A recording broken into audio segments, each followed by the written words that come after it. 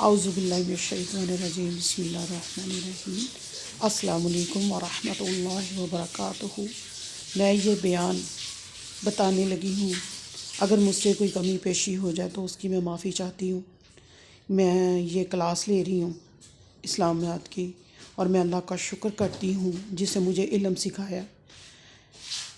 حضرت داؤد علیہ السلام آپ بادشاہ تھے، اللہ تعالیٰ نے بہت رزق دیا تھا، بہت عزت دی تھی، تو یہ جو مال خرچ کرتے تھے اپنے اوپر، اپنی رعایا کے اوپر، یہ بیت المال سے خرچ کرتے تھے، تو اللہ تعالیٰ بڑا ان پہ خوش تھا۔ تو ایک دن اللہ نے فرشتے کو بھیجا، 2 مرتبہ ان کے پاس فرشتہ آیا۔ ایک مرتبہ جو دوار پھلا کے آیا اس وقت 2 فرشتے آئے تھے۔ جو فرسٹ ٹائم فرشتہ آیا پہلی مرتبہ، وہ ایک فرشتہ آیا تھا۔ تو جب حضرت داؤد کے پاس آیا تو کہنے لگا، حضرت داؤد پوچھنے لگے، کیا میں اتنے اچھے کام کروں، میرا اللہ مجھ پہ راضی ہے، وہ مجھ پہ خوش ہے؟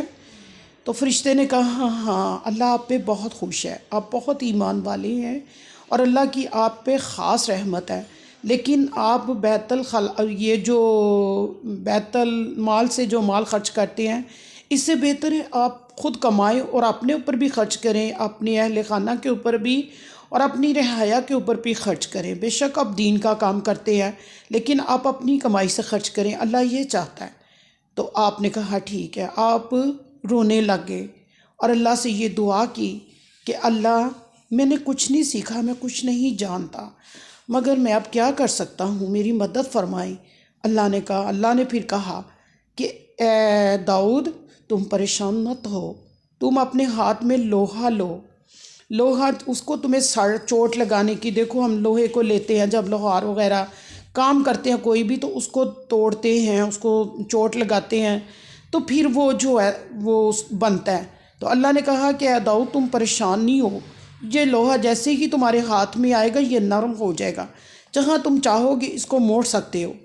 تو تم ایسا کرو کہ لوہا لو، جمع کرو اور اس کی کڑیاں جوڑو، کڑیوں کے ساتھ کڑیاں ملا کے تو تم اس کا لباس بناؤ۔ اس وقت تو یہ یعنی کہ پسٹل وغیرہ یہ چیزیں نہیں تھیں، تو اس وقت صرف تلوار چلتی تھی۔ تو حضرت داؤد نے پھر کہا کہ اللہ نے کہا کہ لباس بناؤ اور تم سے لوگ خریدے، تو جب جنگ ہو تو جنگ کے درمیان یہ لباس پہنے تو یہ ہر ضرب سے بچائے گا۔ تلوار کی جنگ تھی تو اللہ تعالیٰ نے کہا کہ یہ جو پہنے گا وہ ہر ضرب سے بچ جائے گا، تو تم اس کو سیل کرو، یہ لباس کڑیوں سے کڑیاں جوڑو اور تم یہ لباس بناؤ۔ تو حضرت داؤد نے ایسا ہی کیا، جیسے لوہے کو ہاتھ میں لیا، لوہا نرم ہو گیا، اتنا نرم کہ جیسے وہ موڑتے تھے ویسے ہی مڑ جاتا تھا۔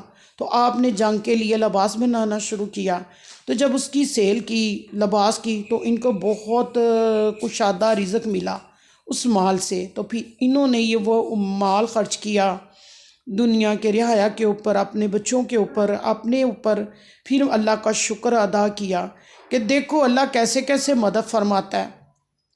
پھر حضرت ذوالقرنین انہوں نے 3 سفر کیے، ٹھیک ہے، 3 سفر کیے۔